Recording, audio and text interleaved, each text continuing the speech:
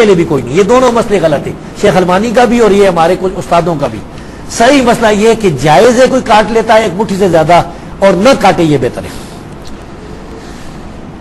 اور اگر وہ تھوڑی تھوڑی اس کی ہے تو بھی فاسق ہے. اگر ایک مٹھی سے زیادہ کٹاتا ہے تو پھر نماز ہو جاتی ہے. یہ مسئلہ اجتہادی ہے, صحابہ کرام ثابت ہے, فاسق فاجر نہیں ہوتا. صحابہ سے ثابت ہے. ہاں صحابہ کرام سے ثابت ہے, تابعین سے بھی ثابت ہے, اور بغیر اختلاف کے ثابت ہے. کسی ایک نے انکار نہیں کیا. میں کہتا ہوں اجماع ہے, یہ اجماع ہے. اس بارے میں یہ دو موقف غلط ہے. ایک ہمارے استاد جو ہے نا, میرے کئی استاد ارے حدیث علماء جو کہتے ہیں داڑھی کو کینچی لگانا حرام ہے, یہ بھی غلط ہے. اور شیخ البانی جو کہتے ہیں کہ ایک مٹھی سے کاٹنا واجب ہے ضروری ہے. یہ دونوں غلط ہے. بہتر یہ کینچی نہ لگائے, اگر کوئی لگا لیتا ہے ایک مٹھی سے زیادہ تو جائز ہے. تو شیخ صاحب قائل تھے اس بات کے, اگرچہ وہ ایک بات کہتے تھے کہ مٹھی کے بعد داڑھی نہ کاٹنا افضل ہے, خود نہیں وہ کاٹتے تھے, میں بھی نہیں کاٹتا, بل اس معاملے میں مجھے ان سے اختلاف ہے. میں یہ کہتا ہوں جو یہ سمجھتا ہے کہ نبی صلی اللہ علیہ وسلم نے نہیں کاٹی اس لیے میں نہیں کاٹتا, اس کے لیے وہ افضل ہے. اور جو یہ سمجھتا ہے, جو میں نے ثابت کیا ہے پوری گفتگو میں, کہ عبداللہ بن عمر اس لیے داڑھی مٹھی کے بعد کاٹتے تھے کہ نبی صلی اللہ علیہ وسلم کی قدرتاً ہی مٹھی داڑھی تھی, سینے کے ابتدائی حصے تک, نہر تک تھی. جو شمائل ترمذی میں دنیا میں ایک ہی حدیث ہے, اس میں نہر کے الفاظ ہیں, تو نہر تک مٹھی بنتی ہے. اور شیخ صاحب کو جب میں نے فون پہ بتایا, کہتے ہیں علی بھائی اتنا بڑی چیز آپ نے ایکسپلور کر دی ہے. میں پریشان تھا کہ عبداللہ بن عمر کیوں مٹھی کے بعد داڑھی کاٹتے تھے. اچھا وہ پھر حضور کی نقل اتارتے ہوں گے کہ میری داڑھی حضور سے لمبی نہیں ہونی چاہیے. میں نے کہا شیخ صاحب یہی تو بات میں بتا رہا ہوں. کہتے ہیں یہ بہت زبردست بات آپ نے ایکسپلور کی ہے, بڑی انہوں نے الحمدللہ میری تائید کی اس حوالے سے. اور میں نے اس پہ پورا لیکچر دیا ہے مسئلہ نمبر 33 کے نام سے, داڑھی کی اہمیت اور اس کی مقدار کے صحیح احکام و مسائل. 1 گھنٹے کی گفتگو ہے داڑھی کے حوالے سے, الحمدللہ ایک ایکسکلوسیو وہ لیکچر ہے اس حوالے سے. بہرحال شیخ البانی کا نظریہ جو ہے وہ بہت سخت ہے. وہ کہتے ہیں مٹھی کے بعد داڑھی رکھنا حرام ہے. اب لینا اپنے بزرگوں کی بھی خبر, زبیر لذیذ صاحب کے تو سارے پیچھے پڑ گئے کہ انہوں نے کہا جائز ہے. تو شیخ البانی جو مفتی اعظم سعودی عرب, محدث اعظم سعودی عرب رہے ہیں, وہ تو کہتے ہیں مٹھی کے بعد داڑھی کاٹنا واجب ہے. ان کی نیٹ پہ تصویریں رکھی ہیں, مجھ سے چھوٹی داڑھی ہے ان کی, جن کو کہتے ہیں البانی رحمہ اللہ. تو ان کا تو یہ موقف تھا, تو وہ دوسری ایکسٹریم پہ چلے گئے.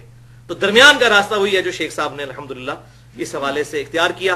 اور یہاں پہ میں کڑوی بات کر دوں, مٹھی کے بعد داڑھی تو نہیں کاٹتے, پھر داڑھی کو گرا دینی شروع کر دیتے ہیں ایسے ایسے تاکہ چھوٹی نظر. ہمارے جیلم میں کتنے علماء ہیں, ان کی داڑھی اگر کھولی جائے نا تو ناف سے نیچے جاتی ہے, وہ ساری انہوں نے اندر لپیٹی ہوتی ہے. تو یہ یاد رکھیے گا بھائیو, سنن نبی داؤد میں انٹرنیشنل نمبر کے مطابق 36 نمبر حدیث ہے, اور مشکات میں 351 نمبر حدیث ہے, سنن نسائی میں موجود ہے. شیخ البانی بھی صحیح کہتے ہیں, شیخ زبیر لذیذ صاحب بھی اس پہ صحت کا حکم مشکات میں لگایا 351 نمبر حدیث پہ, کہ آپ صلی اللہ علیہ وسلم نے ارشاد فرمایا محمد صلی اللہ علیہ وسلم اس سے بری ہیں جو اپنی داڑھی کو گرا لگاتا ہے. یہ گرا ہی ہے نا جی, گرا یہ نہیں ہے کہ جیسے آپ نے اس طرح گرا لگانی ہے, گرا مراد ہے اس طریقے سے اکٹھی کرنا, ایسے ایسے کر کے, یہ معاذ اللہ استغفر اللہ. تو اس سے بہتر آپ مٹھی کے بعد کاٹ لیں. اس پہ تو نص موجود ہے کہ یہ حرام ہے, اور وہاں الحمدللہ صحابہ کا اجماع موجود ہے. اور شیخ صاحب کے الفاظ ہیں ویڈیو میں, اجماع ہے, واقعی اجماع ہے. جب صحابہ کی مخالفت نہیں آئے گی تو اجماع تصور ہوگا. صحابی کے کسی عمل پر کوئی صحابی اختلاف کرے گا نا, پھر ہم کہیں گے. ورنہ تو جو تراویح کی جماعت ہے آپ صلی اللہ علیہ وسلم سے 3 دن کے بعد تو ثابت نہیں, بلکہ آپ تو اتنے سخت ناراض ہوئے اور کہا کہ گھر جا کے پڑھو. تو آپ کو یہ کہ سیدنا عمر نے بدعت شروع کروائی, معاذ اللہ. تو صحابہ کا فہم جو ہے وہ نبی صلی اللہ علیہ وسلم کی احادیث کا دی بیسٹ فہم ہے.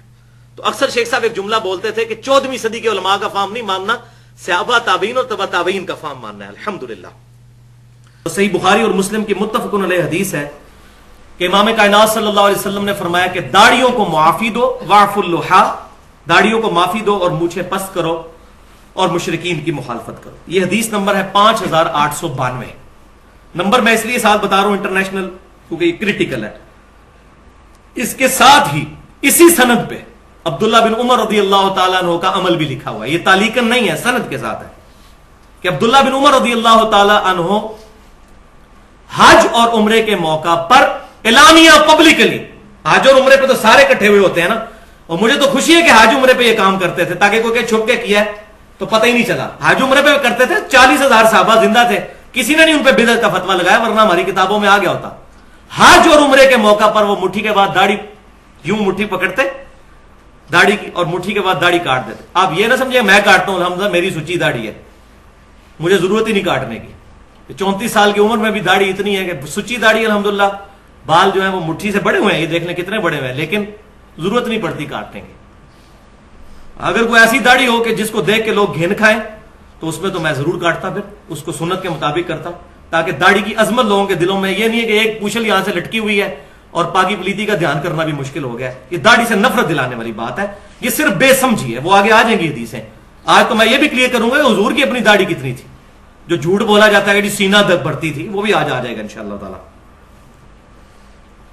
تو حج اور عمرے کے موقع پر وہ یہ کام کرتے تھے, کاٹ دیتے تھے. اور مٹھی یہ ہوگی, یہ بات جدید مولویوں نے کہا جی مٹھی یہ ہے. یہ مٹھی بھائی میرے, یہ مٹھی بہت بعد میں آئی ہے, ایسے 200-250 سال پہلے کہ 2 مٹھیاں جوڑی جائیں تو 1 فٹ بنتا ہے. یہ ڈکشنری کی مٹھی بعد میں آئی ہے. یہ صحابہ کے فرشتوں کو بھی نہیں پتا کہ یہ مٹھی بعد میں کسی نے بنانی ہے. یہ مٹھی نہیں ہے. مٹھی میں داڑھی پکڑتے ہیں, جب پکڑنا ہے تو ایسے کر کے پکڑنا ہے, یوں یہ پکڑنا ہے, یہ پکڑ کے وہ کاٹا کرتے تھے. یہ صحیح بخاری میں موجود ہے حج اور عمرے کے موقع. اب ہم فنیٹک بھی نہیں ہیں. ایک ضعیف حدیث موجود ہے جامعہ ترمذی میں کہ نبی صلی اللہ علیہ وسلم اپنے طول سے داڑھی کو کاٹتے تھے اور عرض سے بھی کاٹ کے داڑھی کو چھوٹا کیا کرتے تھے. لیکن حدیث ضعیف ہے, ترمذی میں ہے. اس میں عمر بن ہارون متروک ضعیف راوی ہے, اس کی حدیثیں ترک کی گئی ہیں, ضعیف روایت ہے, وہ ہم پیش نہیں کر رہے. اس حدیث کے اوپر 2 اعتراض ہوتے ہیں علمی. ایک علمی ہے اور ایک غیر علمی جاہلانہ اعتراض ہے. میں دونوں اعتراض بیان کر کے ان کو انشاءاللہ تعالی کنکلوڈ کرتا ہوں. پہلا اعتراض جو علمی کیا جاتا ہے وہ یہ ہے کہ جی حج اور عمرے پہ یہ کرتے تھے نا, عام دنوں میں تو نہیں کرتے تھے. اچھا, حج اور عمرے پر کرنا ان کا اعلانیہ ہے, اور آپ تو داڑھی کاٹنے کو, کینچی لگانے کو کہتے ہیں حرام. حج عمرے پہ تو اس سے بڑا حرام ہوگا. کیوں کاٹتے تھے وہ؟ تو کیا آپ حج عمرے پہ قائل ہیں؟ تو کہیں گے نہیں, تو پھر آپ تو دلیل ہی نہیں پیش کر سکتے. تو حج اور عمرے پر کاٹتے تھے, تو یہ بھی آپ کی غلط فہمی ہے. آپ سے مراد وہ لوگ جن کو یہ غلط فہمی. عبداللہ بن عمر رضی اللہ تعالی عنہما, عبداللہ بن عباس رضی اللہ تعالی عنہما, سیدنا ابو ہریرہ رضی اللہ تعالی عنہ, تینوں چوٹی کے صحابہ مطلقاً داڑھی کاٹا کرتے تھے مٹھی کے بعد. وہ میں آپ ثبوت دینے لگا ہوں. الموطا امام مالک, امام مالک وہ شخصیت جن سے 700 حدیثیں صحیح بخاری میں امام بخاری نے لی ہیں 2 واسطوں سے. الموطا امام مالک میں گولڈن چین کے ساتھ یہ حدیث ہے. گولڈن چین آپ کو پتا ہے نمبر 1 روایت جو امام بخاری فرماتے ہیں کہ امام مالک نے سنا ہو نافع سے, اور نافع نے عبداللہ بن عمر سے, اور عبداللہ بن عمر نے رسول اللہ صلی اللہ علیہ وسلم سے. یہ گولڈن چین ہے. اس روایت کے اوپر الموطا امام مالک میں انٹرنیشنل نمبرنگ کے مطابق 895 نمبر اثر ہے کہ عبداللہ بن عمر رضی اللہ تعالیٰ عنہ نے جس سال حج کرنا ہوتا اس سال پھر رمضان سے لے کر حج تک اپنی داڑھی کے بالوں کو اور سر کے بالوں کو نہیں کاٹتے تھے. کس سال؟ جس سال حج کرنا ہوتا اس سال رمضان سے لے کر حج تک نہ سر کے بال کاٹتے تھے نہ داڑھی کے بال, پھر حج سے فارغ ہو کے کاٹتے تھے. اس سال نہیں کاٹتے تھے, رمضان سے لے کر حج تک, یعنی عام حالت میں کاٹتے تھے. بالکل واضح چیز. تو یہ واضح ثبوت ہے کہ عبداللہ بن عمر رضی اللہ تعالیٰ عنہما صرف اس سال ہی داڑھی کے بال نہیں کاٹتے تھے جس سال حج کرنا ہوتا تھا, وہ بھی رمضان سے لے کے حج تک آگے پیچھے کاٹتے تھے. اس کے بعد امام مالک وہی حدیث لے کے آئے جو صحیح بخاری اور مسلم میں, صحیح بخاری کے اندر, کہ عبداللہ بن عمر رضی اللہ تعالیٰ عنہما حج کے موقع پر مٹھی کے بعد داڑھی کاٹ لیتے تھے. یہ دونوں حدیثیں الحمدللہ امام مالک کٹھی لے کے آئے ہیں, مسئلہ ہی حل کر دیا. جیسا کہ صحیح بخاری میں تو صرف یہی تھا کہ سیدنا عمر رضی اللہ تعالیٰ عنہ نے ابی ابن کعب اور تمیم داری رضی اللہ تعالیٰ عنہما کو حکم دیا تھا کہ وہ رمضان میں لوگوں کو تراویح پڑھائیں. صحیح بخاری میں رکعتیں کوئی نہیں ہے اس کے ساتھ. الموطا امام مالک میں یہ روایت لے کے امام مالک نے اگلی روایت پھر لی ہے کہ ان کو حکم دیا کہ 11 رکعتیں پڑھائیں, 8 رکعت تراویح اور 3 وتر. تو یہاں بھی امام مالک نے امت پہ احسان کیا ہے, دونوں چیزیں جمع کر کے مسئلہ ہی حل کر دیا. اور الحمدللہ یہی بات ہے جو سنن نبی داؤد کے اندر انٹرنیشنل نمبرنگ کے مطابق 2357 نمبر حدیث ہے, اکلوتی حدیث ہے رمضان کی دعاؤں پہ. اس کے علاوہ رمضان کی کوئی دعا ثابت نہیں ہے صحیح سند کے ساتھ. یہ اکلوتی حدیث ہے کہ عبداللہ بن عمر رضی اللہ تعالی عنہما رمضان میں جب روزہ افطار کرتے تو پڑھتے ذهب الظمأ وابتلت العروق وثبت الاجر انشاءاللہ. یہ سنی ہوئی ہے نا دعا, شکر ہے. اسی کے آگے اگلی پورشن یہ جو بیان ہی نہیں کیا جاتا. وہ ان کے شاگرد کہتے ہیں کہ عبداللہ بن عمر رضی اللہ تعالیٰ عنہ یہ دعا پڑھتے اور کہتے ہیں نبی صلی اللہ علیہ وسلم یہ دعا پڑھا کرتے تھے کہ پیاس مٹ گئی، رگیں تر ہو گئیں، اور ہمارا اللہ کے حضور اجر پکا ہو گیا. اور پھر ساتھ ہی وہ راوی کہتے ہیں کہ ایک یہ کام میں نے عبداللہ بن عمر کو کرتے ہوئے دیکھا، اور دوسرا میں نے یہ دیکھا کہ عبداللہ بن عمر مٹھی کے بعد داڑھی کاٹ دیا کرتے تھے. اس میں حج عمرے کا ذکر نہیں ہے، مٹھی کے بعد داڑھی کاٹ دیا کرتے تھے. یعنی انہوں نے کہا کہ میں نے یہ دو عمل عبداللہ بن عمر کو کرتے ہوئے دیکھے ہیں، ایک یہ دعا پڑھتے ہوئے. اب کوئی اس حدیث کو ضعیف کرنے کی کوشش کرے نا، دعا ہی فارغ ہو جائے گی، وہ کہیں نہیں کرے گا. شیخ البانی بھی صحیح کہتے ہیں، شیخ زبیر علی زئی صاحب بھی صحیح کہتے ہیں. دنیا کا کوئی محدث جرت ہی نہیں کر سکتا اس حدیث کو ضعیف کہنے کی. الحمدللہ یہ والا مسئلہ بھی کلیئر ہو گیا. بلکہ شیخ زبیر علی زئی صاحب کی تو ویڈیوز انٹرنیٹ پہ پڑی ہوئی ہیں، انہوں نے تو بالکل صحیح بات، ننگی بات کر دی ہے کہ صحابہ کا اجماع ہے کہ مٹھی کے بعد داڑھی کاٹنا جائز ہے. اجماع انہوں نے لفظ استعمال کیا، واقعی اجماع ہے. مخالفت پہ کوئی بات ہی نہیں ملتی. جب مخالفت نہیں ہوگی تو اجماع تصور ہوگا. تو دوسرا اعتراض ہے غیر علمی اور جاہلانہ اعتراض. اب چونکہ وہ اعتراض ہے، اب کیا کریں؟ اعتراض کو تو پھر دور کرنا ہے کہ جی یہ تو عبداللہ بن عمر کا ذاتی عمل ہے، یہ معاذ اللہ عبداللہ بن عمر نے بعد میں حضور کے یہ بدعت کر دی. نبی صلی اللہ علیہ وسلم تو ثابت تو نہیں ہے. ہم نے تو دیکھنا ہے نبی صلی اللہ علیہ وسلم نے کیا کیا. عبداللہ بن عمر نے ان کے اگر خلاف کیا ہے تو یہ خلاف کا ڈیسیژن آپ کریں گے؟ پورے 1400 سال میں، یہ 14ویں صدی کے مولویوں سے پہلے کسی محدث نے کہا کہ عبداللہ بن عمر نے خلاف سنت کام کیا. چیلنج ہے میرا، پیش کریں. حدیث کے بڑے بڑے امام گزرے ہیں، وہ تو اس کو فہم سمجھتے ہیں عبداللہ بن عمر کا، کہ انہوں نے تو صحیح فہم استعمال کیا کہ عبداللہ بن عمر رضی اللہ تعالیٰ عنہ صحابی ہیں، ان کا عمل بھی ہمارے لیے حجت ہے. ہاں اگر ان کا عمل نبی صلی اللہ علیہ وسلم سے ٹکرائے گا اور باقی صحابہ بھی یہ بات کہہ دیں گے کہ یہ عمل ان کے خلاف ہے، تب ہوگا. ورنہ آ جائے پھر میدان میں، پھکی بھی لے لیں. اس کا جواب میں نے پھر دینا دو پھکیوں کے ذریعے. پہلی پھکی یہ ہے کہ نبی صلی اللہ علیہ وسلم نے کتنے دن تراویح جماعت سے پڑھی ہے؟ 3 دن. صحیح بخاری اور مسلم میں تمام ذخیرہ حدیث میں موجود ہے. اب جو چوتھے دن پڑھے گا وہ نبی صلی اللہ علیہ وسلم کی سنت پہ تو عمل نہیں کر رہا.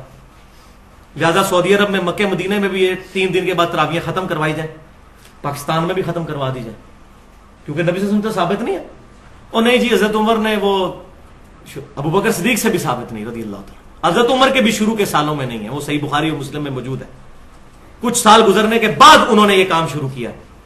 نہیں جی حضرت عمر، تو حضرت عمر کدھر آ گئے جی بیچ میں؟ آپ حضرت عمر کے جا کے آپ دامن میں پناہ لے رہے ہیں. اب کہاں گیا مسئلہ کہ نبی صلی اللہ علیہ وسلم کا عمل ہم نے دیکھنا ہے تو بند کروائیں. جو چندے اکٹھے کرتے ہیں رمضان کے اندر 27 دن چندے اکٹھے کرنے ہوتے ہیں نا، تو بند کروائیں. 3 دن کے بعد تراویح تالا لگائیں مسجدوں کو، فرض نماز کے بعد بند کروائیں. انہیں جی صحابہ کا عمل ہے. اور بھائی اب آپ کو بات سمجھ آئے گی کہ صحابہ اکرام کا اگر اجماع ہو جائے اور صحابہ میں اختلاف نہ پایا جاتا ہو، وہ عمل اسی طریقے سے حجت ہے جس طرح کہ نبی صلی اللہ علیہ وسلم کا اپنا عمل ہے. کسی بھی صحیح حدیث سے یہ ثابت نہیں کہ نبی صلی اللہ علیہ وسلم نے ظہر کی 4 رکعتیں ایک سلام سے پڑھی ہوں. آپ 2 سلام سے پڑھتے تھے، 2 الگ 2 الگ. یہ صحابہ سے ثابت ہے ایک سلام سے پڑھنا. ہم اسی لیے جائز سمجھتے ہیں. کوئی نہیں کہتا کہ جی حضور سے ٹکرا رہا ہے لہذا آپ 2 کر کے پڑھیں لادہ سے، وہ بھی افضل ہے، یہ بھی جائز ہے.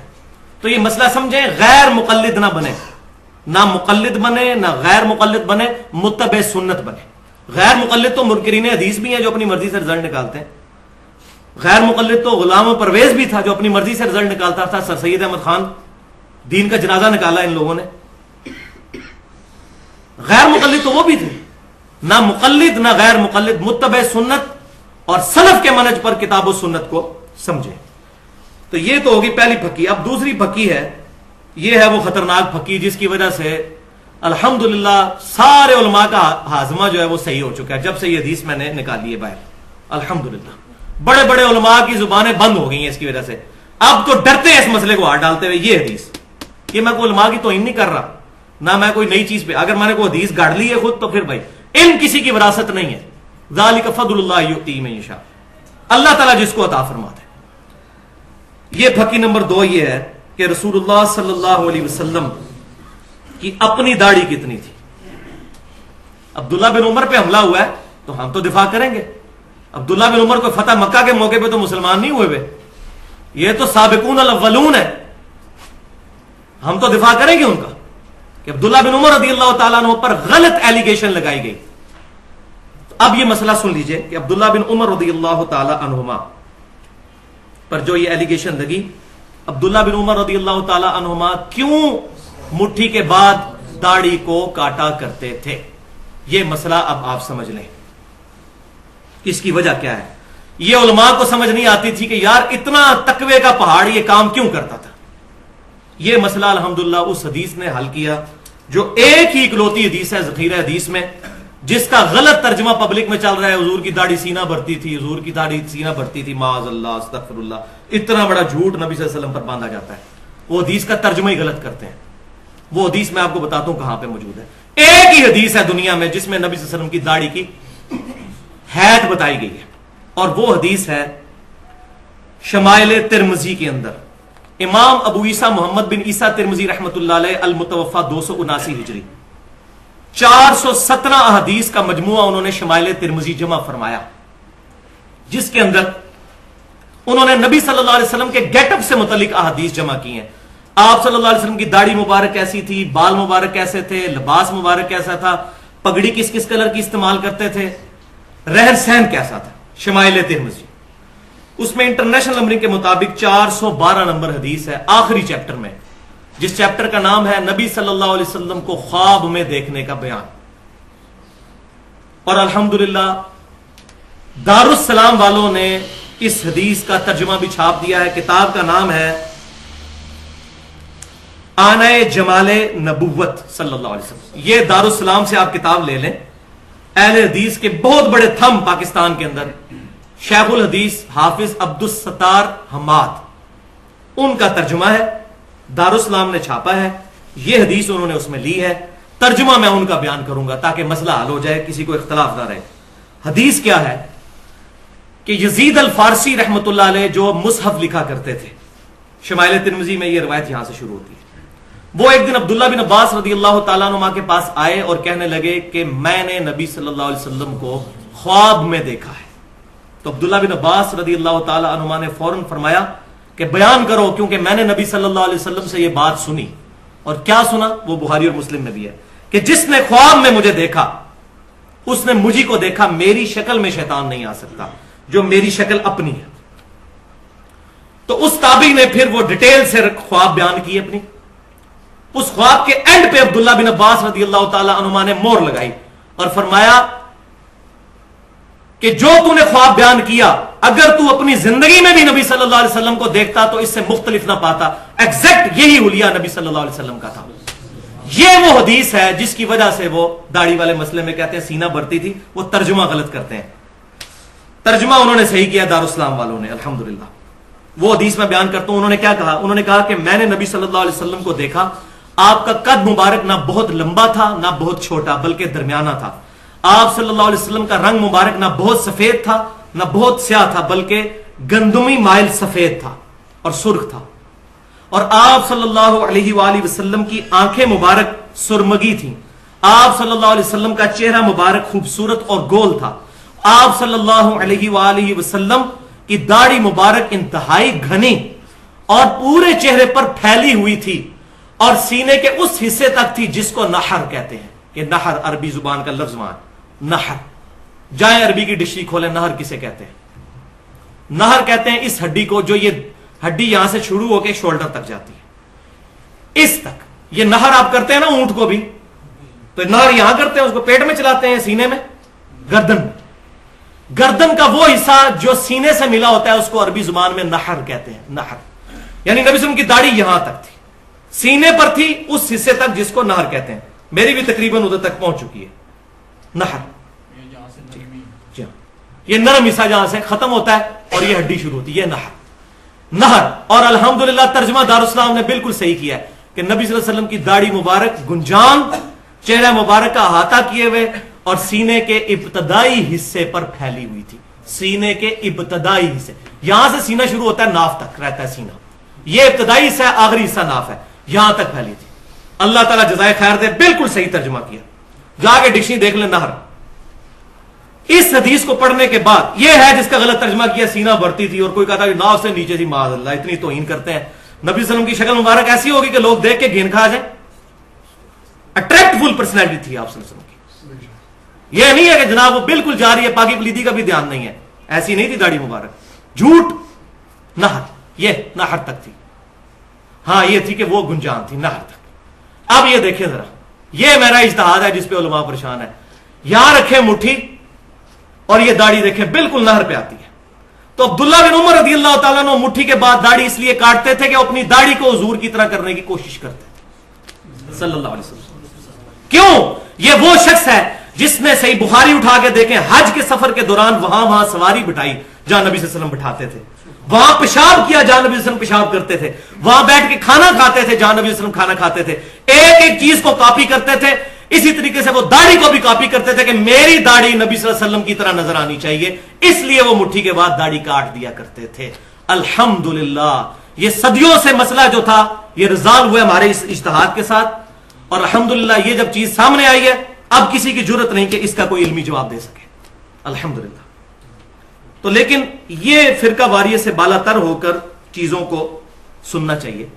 داڑھی کو مذاق نہ بنائیں. میں نہیں کاٹتا مٹھی کے بعد, دیکھ لیں میرے بات, لیکن میں مسئلہ غلط, میں پینٹ نہیں پہنتا لیکن جائز سمجھتا ہوں اس کو. اپنا کرنا نہ کرنا اور چیز ہے, لیکن شرعی فتویٰ نہیں لگے گا. لہذا یہاں پہ یہ بات یاد رکھیں کہ دونوں موقف ایکسٹریم پہ ہیں. پینڈولم کی دو ایکسٹریم ہے. ایک شیخ البانی کا موقف ہے. شیخ البانی یہ کہتے ہیں کہ مٹھی کے بعد داڑھی کاٹنا واجب ہے, جو کاٹتا نہیں وہ حرام کا مرتکب ہے. آپ انٹرنیٹ پہ شیخ البانی کی تصویریں پڑی ہوئی ہیں, میرے سے بھی چھوٹی داڑھی تھی ان کی. جو صحیح الالبانی, حسن الالبانی, البانی سارے کر رہے ہوتے ہیں پاکستان میں, ان کی اپنی داڑھی کتنی تھی ذرا دیکھیں. اور وہ کوئی شاگرد جس کی داڑھی لمبی ہوتی تھی مٹھی کے بعد پکڑ کے وہ ضرور کٹوا دیا کرتے تھے اور کہتے تھے واجب ہے کاٹنا. یہ ایک ایکسٹریم ہے, میں نہیں اس کو صحیح سمجھتا. دوسری ایکسٹریم وہ ہے جو 14ویں اور 15ویں صدی کے پاکستانی مولویوں کی, انڈیا کے مولویوں کی ہے, جو کسی سے بھی نہیں ثابت, پہلے 1400 سال میں کسی سے نہیں ثابت کہ جی مٹھی کے بعد داڑھی کاٹنا حرام ہے. کسی نے نہیں لکھا. یہ 14ویں صدی کی پیداوار ہے مسئلہ. ہے تو نکالیں. اچھا جی وہ کہتے ہیں جی آپ نکالیں سلف سے ثابت ہو کاٹنا, تو عبداللہ بن عمر سے بڑا سلف کون ہے بھائی؟ ہمارا تو سلف موجود ہے مونڈ, اور میں نے پورے دلائل دے دی. آپ ذرا دکھائیں کوئی ایک صحابی جس نے یہ کہا ہو کہ مٹھی کے بعد داڑھی کاٹنا حرام ہے. کسی نے عبداللہ بن عمر کو ٹوکا ہو تو واف اللحا کی تفسیر عبداللہ بن عمر ہی بتائیں گے جو حدیث کے راوی ہیں رضی اللہ تعالی عنہما, اللہ کی کروڑوں رحمتیں ہوں ان پر. اب تیسرا مسئلہ اس کے اندر, دو میں نے ایکسٹریم بتا دی کہ کاٹنا حرام اور ادھر کاٹنا واجب. تیسرا درمیان کا راستہ ہے, وہ یہ ہے کہ مٹھی کے بعد اگر کوئی داڑھی کاٹ لیتا ہے تو یہ جائز ہے. وہ میں نے سارے دلائل دے دیے. یہ مسئلہ بھی اجتہادی ہے. اگر وہ عبداللہ بن عمر کی طرح کاٹتا ہے تاکہ اپنی داڑھی کو حضور صلی اللہ علیہ وسلم کی طرح کرے تو اس کے لیے وہ افضل ہوگا کہ مٹھی کے بعد داڑھی کاٹے, اس کے لیے وہ افضل. یہ جو مشہور کیا ہے جی کوئی نہ, جو بعض لوگ جس طرح شیخ زبیر علی زئی صاحب کا موقف ہے, میں ان کے ساتھ نہیں اس مسئلے پہ ایگری کرتا. وہ کہتے ہیں کہ مٹھی کے بعد کاٹ لو تو جائز ہے, نہ کاٹو تو افضل ہے. میں یہ کہتا ہوں کہ نہ کاٹو یہ افضل ہے. یہ کہاں لکھا ہوا ہے؟ حدیث کا راوی تو عبداللہ بن عمر کاٹتے تھے. نہ کاٹو افضل کہاں لکھا ہوا ہے؟ کاٹنا افضل اگر نہیں لکھا ہوا تو نہ کاٹنا افضل بھی کہیں نہیں لکھا ہوا. اور جی عبداللہ بن عمر کا اپنا اجتہاد تھا, اور خدا کے لیے اس کو اجتہاد مانیں گے تو پھر تو ٹھیک ہے. اگر آپ ان کو یہ کہیں گے کہ عبداللہ بن عمر رضی اللہ تعالیٰ کے ہم اجتہاد کو نہیں مانتے, تو پھر اگر راوی کے مسئلے کو ماننا ہے تو اس کا مطلب ہے کہ داڑھی بڑھانے کا مطلب یہ ہے کہ مٹھی داڑھی ہونی چاہیے.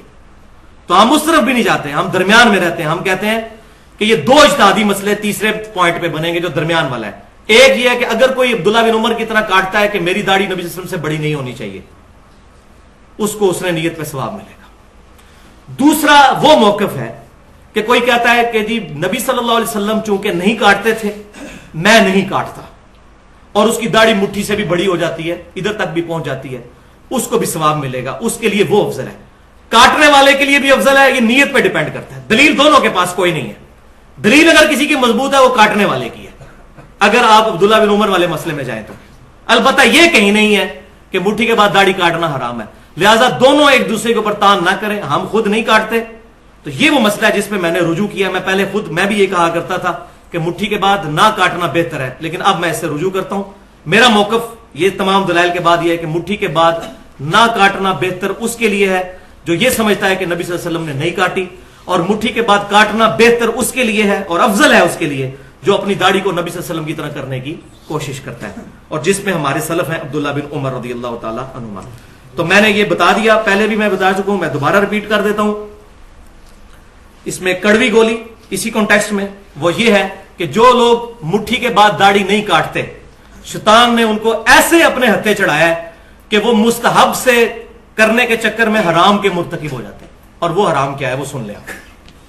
سنن نبی داؤد کے اندر انٹرنیشنل نمبر کے مطابق 36 نمبر حدیث ہے، اور سنن نسائی کے اندر 5067 نمبر حدیث ہے صحیح سند کے ساتھ، کہ نبی صلی اللہ علیہ وسلم نے ایک صحابی سیدنا رویف رضی اللہ تعالیٰ عنہ، رویف بن ثابت رضی اللہ تعالیٰ عنہ سے فرمایا کہ تیری لمبی عمر ہوگی، جب تجھے کوئی میرا امتی ملے تو میری طرف سے اس کو یہ پیغام پہنچا دینا کہ محمد صلی اللہ علیہ وسلم اس سے بری ہے جو اپنی داڑھی کو گرا لگاتا ہے۔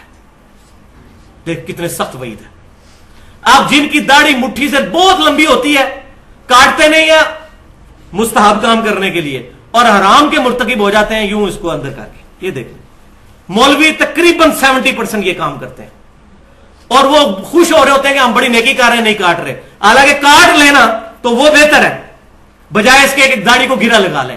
اب آپ جن کی داڑھی کو گرا لگے نا اور وہ داڑھی والے مسئلے بولے، ان کو آپ تو حرام کام کر رہے ہو، آپ پہ تو واضح نص موجود ہے۔